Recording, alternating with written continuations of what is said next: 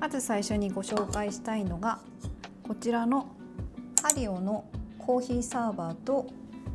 ドリッパーになります。もともとコーヒーサーバーは以前使ってたんですけど、どっかのタイミングで割ってしまってそれ以来持ってなかったんですね。で今回やっぱりコーヒーサーバーあった方が便利かなと思っていろいろ探したんですけど、私はこちらのハリオのシンプルでかっこいい感じのコーヒーサーバーを選びました。こちらは電子レンジで使えるものになります。オーブンとか直火では使用できないので、温めるときは電子レンジで温めるという感じになるんです。サイズは02番ですね。ここ結構持ち手が狭めだったりするので、女性だと持ちやすくていいと思うんですけど、男性はちょっとここ狭くて持ちづらいかもしれないです。蓋もついていて、冷めたら電子レンジで温めることもできるので便利かなっていうふうに思います。でこちらのドリッパーなんですけど、こちらもハリオのもので、これは一つ穴のものになるので、フィルターはこの円錐型のものを使ってます。いろいろドリッパーも3つ穴だったり1つ穴だったりいろいろあると思うんですけど、私はそこまでこだわりがないので、見た目が可愛くてシンプルでいいなと思ってこのハリオのドリッパーを購入しました。でもともとこちらのグローバルスタンダードプロダクツっていうところのドリッパーを持ってたんですけど、このツバメのマークがかわいいこのドリッパー、これちょっと前にこれホーローなんですけど、ちょっと落として欠けてしまって、でも可愛いからそのまま持ってるんですけど、これね透明じゃないからコップにのせてお湯を注いだ時にどのくらい注げたかが見えないんですよね。こういう透明なものだとどのくらいお湯が注げたかが上から見えるじゃないですか。だけどこういうタイプはどのくらいお湯が注げたかが見えないので、毎回確認しないといけないっていうところがあったので、ちょっと不便だなっていうふうには思っていて、これを機にこちらのハリオのもので揃えてみました。お値段もとってもリーズナブルですごく使いやすいですしおすすめです。1つ目の紹介はハリオのコーヒーサーバーとコーヒードリッパーでした。じゃあ次、2つ目にご紹介したいのがこちらのリバーズというところで出しているプロダクトになります。私このリバーズというブランドは去年知ったんですけど、その知ったきっかけというのがこちらのグラインダーですね。コーヒー豆をひくためのグラインダーなんですけど、このコーヒーグラインダーはアウトドアショップで見つけてすごい可愛いなと思ったんですけど、ここにコーヒー豆を入れて、ここに収納されてたハンドルを取り付けて豆をひくっていうものなんです。外でもコーヒーを楽しめるようなプロダクトなんですけど、このチタンのカップも合わせて購入しました。でこのサーモジャグなんですけど、これは数日前に届いたばっかりなので使い勝手はちょっとまだわからないんですが、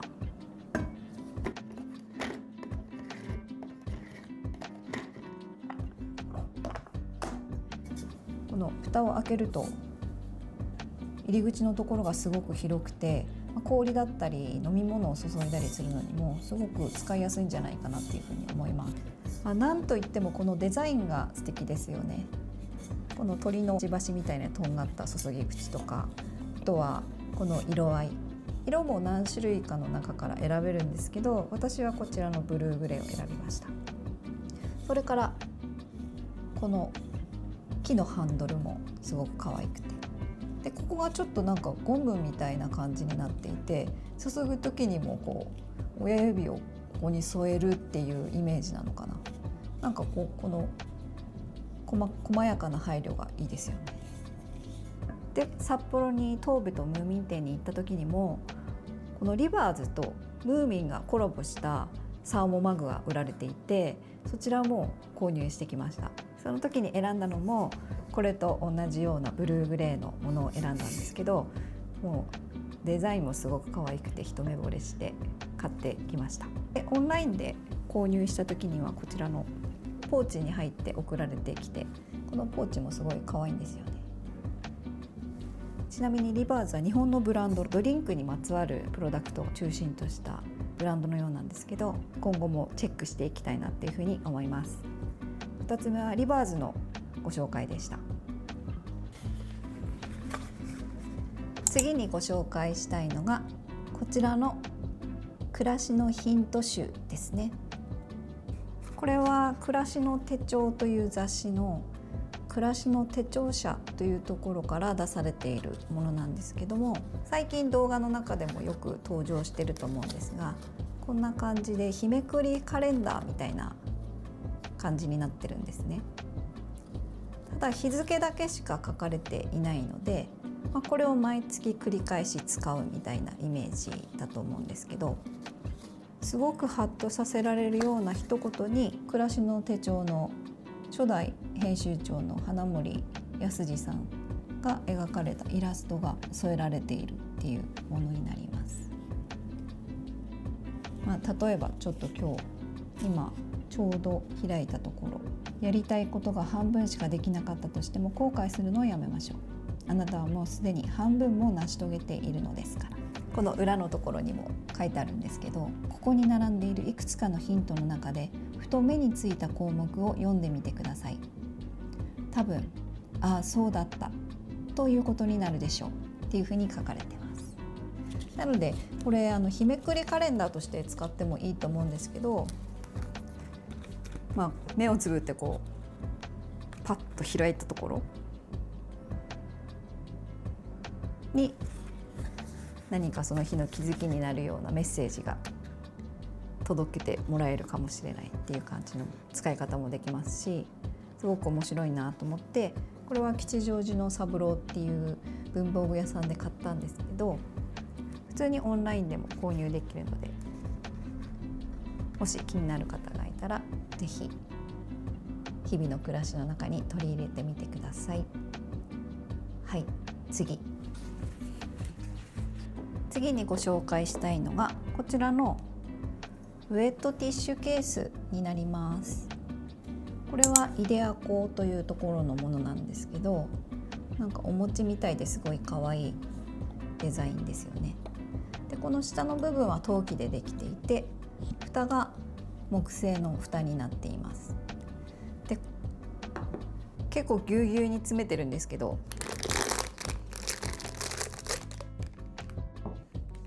この赤ちゃんのお尻拭きをウェットティッシュ代わりに使っていて、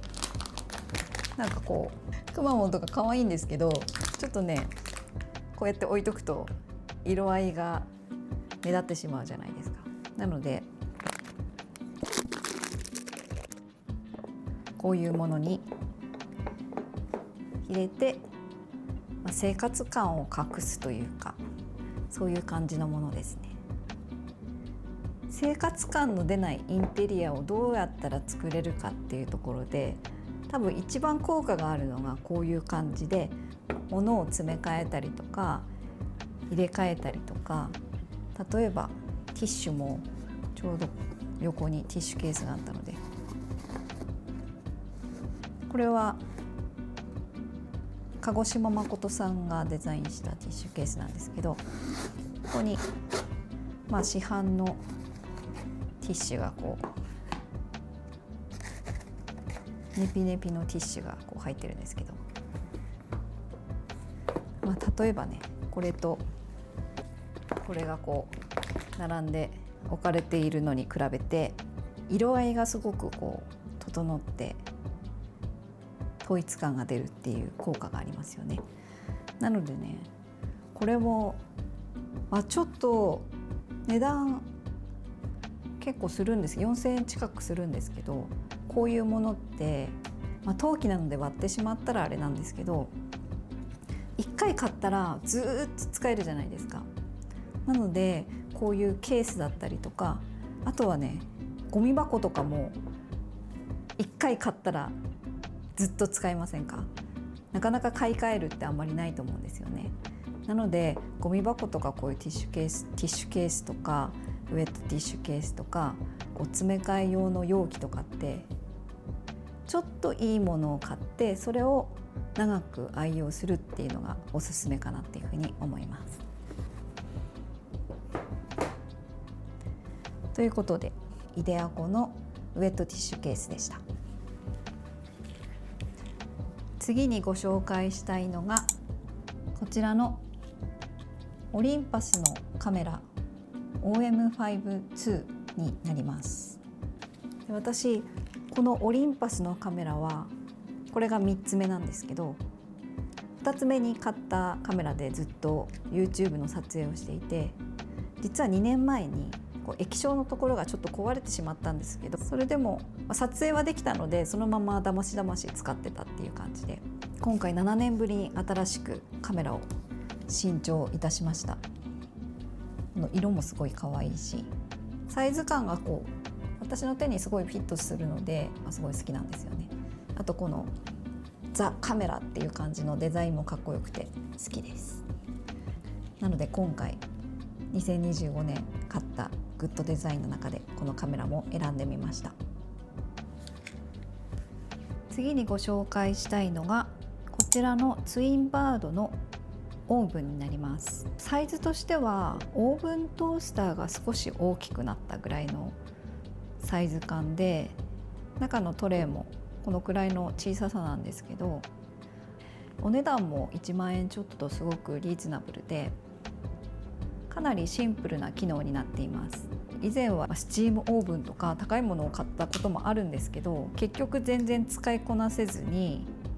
終わったっていうことがあるので、なので私はオーブントースターと電子レンジしか持ってなかったんですよ。使いこなせるかどうかっていうのが分からなかったので、今回は1万円ちょっとのお値段安めのものを購入して、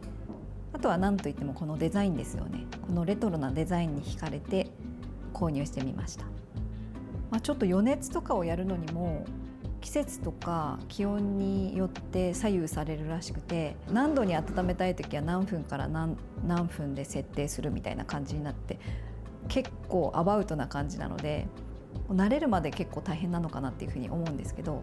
2025年はまだ数回しか使っていないので、2026年はもう少したくさん活用していきたいなっていうふうに思います。次、こちら、これももう年末に自分へのクリスマスプレゼントみたいな感じで購入したんですけど、これは北欧デザイン好きな方で知らない人はいないであろう北欧暮らしの道具店というところで購入したアラビアのポモナというシリーズの復刻版のジャーになります。3種類の柄が出ていて、私はこちらのブルーベリーとストロベリーの柄を購入しました。蓋がちゃんとゴムパッキンがついていて、しっかり密閉できるようになっていて、こう重ねて収納することもできるっていう感じで、可愛くて購入しました。これもね、届いたばっかりなので今後どういう風に使っていこうかなっていう感じなんですけど、2025のグッドデザインに選んでみました。はい、次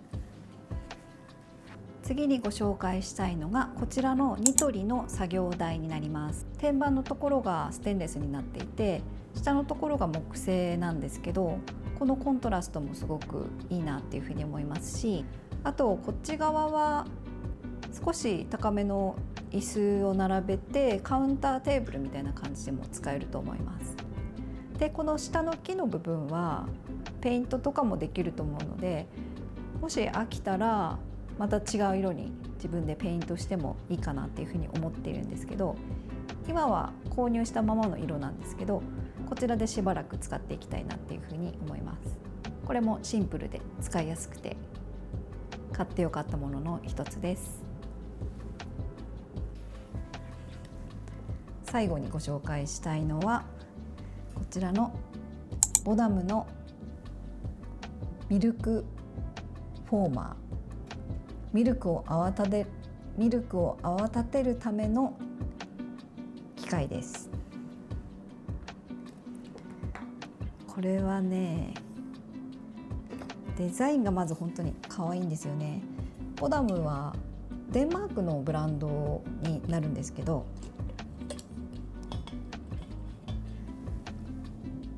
このネジがゴールドになっていたり、この蓋の取っ手のところもすごい可愛いですよね。で、もちろんミルクフォーマーとしてもすごい大活躍していて、以前こちらも Amazon ブラックフライデー購入品の動画を撮った時にご紹介していると思うんですけど、あれからかなり活躍していて、同じミルクなんですけど、本当にこうミルクフォームになるだけでなんでこんなにこう幸福感が上がるんだろうっていうぐらい幸せな気持ちになるミルクフォームを作ってくれるアイテムです。なのでグッドデザインとしてもご紹介したいんですけど、